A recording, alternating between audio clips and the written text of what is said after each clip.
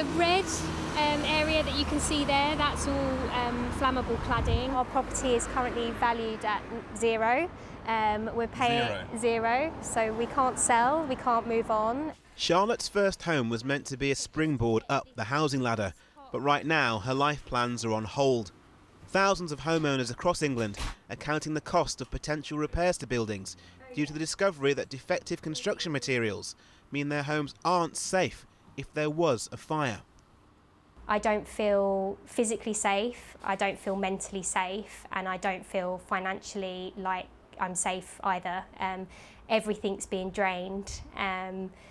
It's really hard waking up every day being faced with the same nightmare. In 2019, the government identified 446 buildings in England fitted with dangerously combustible cladding. Since then, the government has pledged £5 billion of funding towards fixing fire hazards in buildings over 18 metres in height. But that still leaves an estimated 700,000 people still liable to pay potentially huge sums to make their buildings safe. The Grenfell disaster and the continuing inquiry has shone a light on this housing crisis. And so today, hundreds of protesters gathered in Westminster to pile the pressure on the government to act. Steph Pike was one of them. As a leaseholder, she can't afford the potential bill of £70,000 to make her block safe. Her career is also under threat.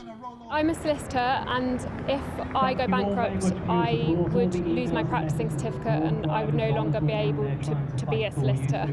On the day that the new Housing Secretary Michael Gove started in the job, former party leader Ian Duncan Smith turned up the volume and called for action.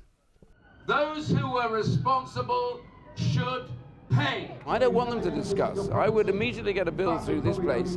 They'd get my support, a one-day bill. Leaseholders now have to be protected and developers must pay.